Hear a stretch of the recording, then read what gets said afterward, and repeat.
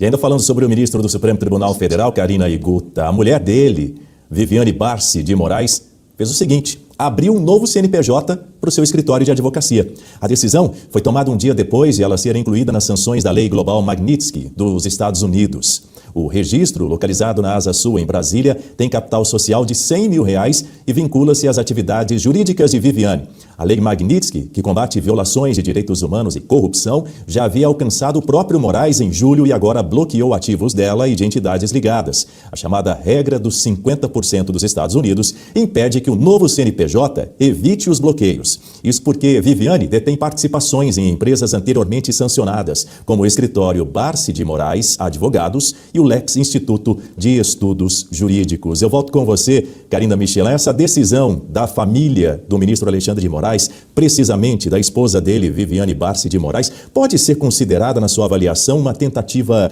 descarada de burlar as sanções da Lei Magnitsky?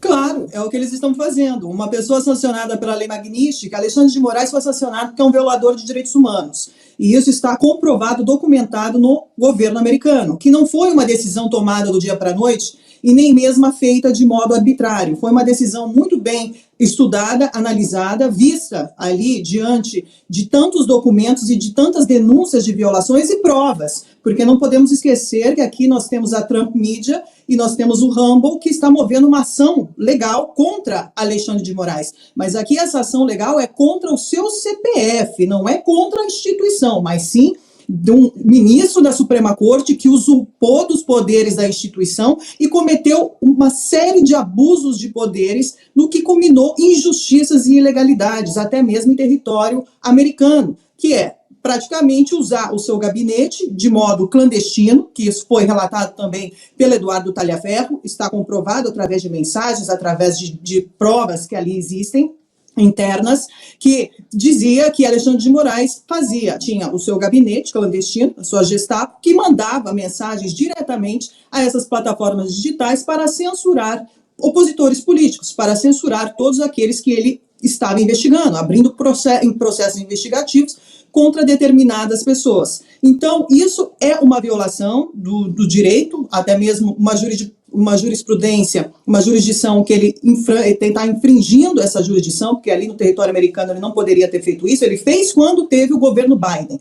Quando o governo Biden ali estava, ele tinha os seus colaboracionistas que acatavam as suas ordens, porque ali era um time que estava jogando para o mesmo objetivo. Só que agora o jogo mudou. Então, todas essas condutas que Alexandre de Moraes cometeu dentro do território americano, até mesmo aqui a gente não pode esquecer em relação à prisão de Felipe Martins, colocando uma entrada falsa de Felipe Martins ali no Departamento de Fronteira americana, isso é uma violação gravíssima e isso está sendo investigado. Então, todas essas ações cometidas e executadas pelo gabinete de Alexandre de Moraes culminou nessa sanção, que é a Lei Magnitsky, que é a morte financeira. E todas as pessoas que estão envolvidas com Alexandre de Moraes, ou os protegem, ou tentam ser laranja de Alexandre de Moraes, eles também serão sancionados. E a esposa de Alexandre de Moraes é aquela que está mais próxima a ele, através do Instituto Lex, que também é sócia, o Instituto de Família,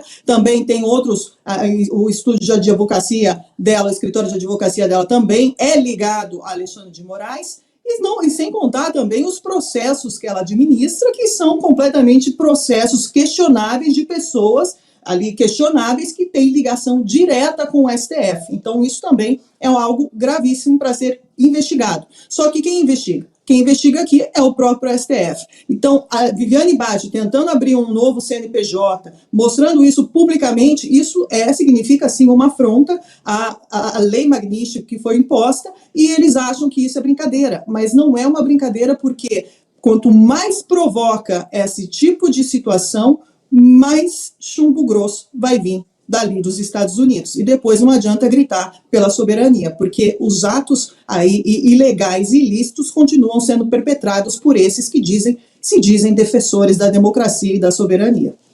Pois é, Guta Pini, faço a mesma pergunta a você. Não seria uma manobra desesperada para tentar proteger interesses financeiros de Alexandre de Moraes e da sua família, uma vez que, conforme o que diz a Lei Global Magnitsky, Moraes estaria atuando usando o poder do STF, poder da caneta do STF para silenciar opositores políticos.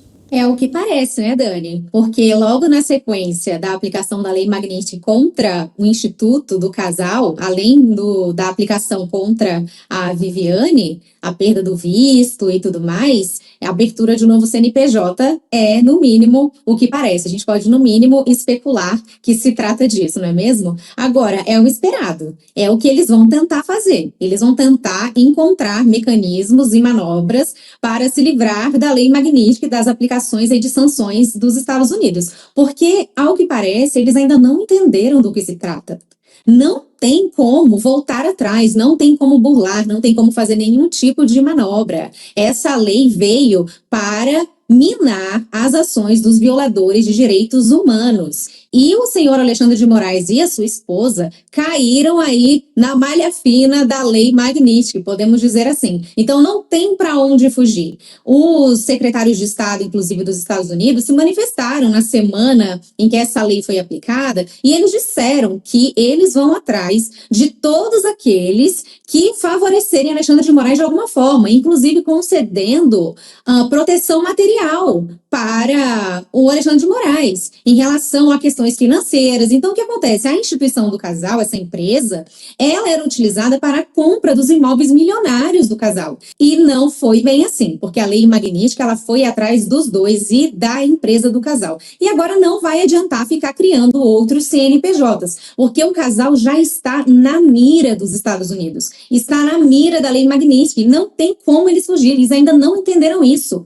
O que eles deveriam ter feito lá atrás, quando o Trump mandou a primeira carta falando das sanções contra os Estados Unidos, e ele deixou bem claro que o motivo das sanções era a perseguição política que acontece no Brasil, eles deveriam ter pelo menos puxado o freio de mão, dado um passinho para trás. Não foi isso que eles fizeram. Alexandre de Moraes o tempo inteiro subindo o tom.